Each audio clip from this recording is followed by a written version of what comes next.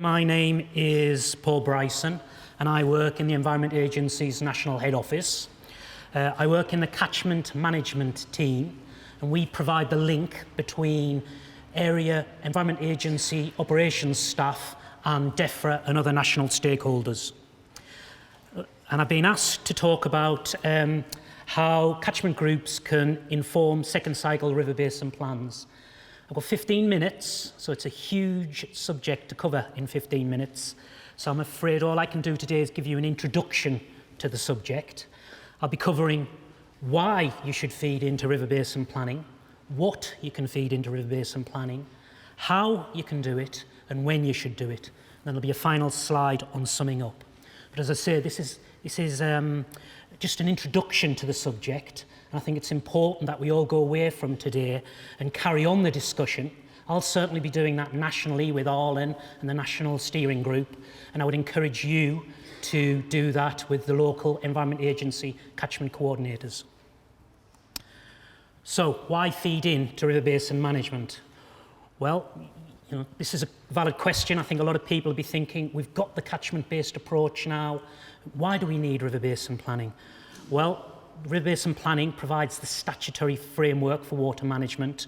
In particular, provides the statutory water quality objectives to help drive local improvement. So there's a very strong statutory push for you to help inform river basin management. But there's also a big strategic driver behind it as well. River basin management allows us to look across catchments to target resources and manage water environment in a more strategic way and deliver better outcomes and benefits for people and wildlife. It also provides an additional dimension for stakeholder engagement for those stakeholders that are unable to engage at the catchment level. So we need catchment groups to help feed into river basin planning, but river basin planning needs to feed into catchment groups. And you, as catchment hosts and catchment coordinators, have a vital role to play in that interplay between catchment planning and river basin district planning. So what information would be helpful for river basin planning? Well, scientific evidence or environmental evidence on risks and impacts to the water environment gathered through surveys. It would be a vital piece of information to feed in, as would be reasons for failure, why water bodies aren't doing as well as we would expect. Information on the effectiveness of measures, so these are the measures on the ground, restoration projects, nutrient management planning initiatives to reduce runoff problems, but also the delivery mechanisms, voluntary advice versus a regulatory type approach. Information, hard information around the relative effectiveness of those different measures and mechanisms is really important for us to understand to feed into river basin planning. But also hard information around the costs and benefits of measures and mechanisms.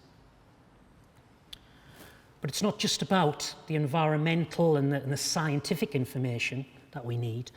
Views and opinions are important as well to feed into river basin planning. Views around relative objectives and the priorities of local communities, levels of ambition that local communities want to see pushed through, opportunities for improving the environment off the back of new developments or redevelopments, vitally important for us to understand, as are opportunities for alternative funding from local enterprise partnerships, EU funding or heritage lottery funding. And obviously we're desperately keen to gather any new actions that you are able to generate locally and feed them into the river basin plans. How can all this information be fed into river basin planning? Well, in terms of the sort of survey and environmental evidence, if it relates to classification, Water Framework Directive classification, there are fairly strict procedures that we have to adhere to related to the Water Framework Directive requirements. So there are fairly prescriptive needs there. For reasons for failure information and costs of measures, there's more flexibility on the sorts of information that we can utilise. And I think the key message for today is that it's really important you engage with your local catchment coordinators to understand how robust the information is and how we might be able to use it in river basin planning. A lot of that information won't necessarily have to be held by the Environment Agency. It's important for you to discuss locally with partners and catchment coordinators what the information is telling you about impacts, reasons for failure, or cost effectiveness, and capture that decision in the river basin planning process. But the data can be held outside of the river basin planning process. As a minimum, we would encourage you to ensure you're feeding your thoughts and your views into the statutory consultations as part of the river basin management process. And the earlier you do this, the better. If you leave it to the last minute, it leaves very little time for us to come back to you and have a discussion around it. The earlier you can feed information in, the better the discussion we can have. Over time, we hope to develop more robust and clear data standards for information. So when do we need this information? Well, we need to start feeding information in now, and I know catchment groups are already doing that. Many of you have already responded to the Challenges and Choices consultation, which closes on the 22nd of December, and those of you who haven't, I'd encourage you to do that. We're starting to develop our thinking around the draft river basin plans. And again, I know some catchment groups are talking to local agency staff about some of the economic appraisal that's going on around measures. And that those discussions can happen between now and April, roughly April 2014, and make it into the draft plans. That's just an initial snapshot. There'll be plenty of opportunity after April 2014 to continue the discussion and help inform the final plans right up until around about April 2015.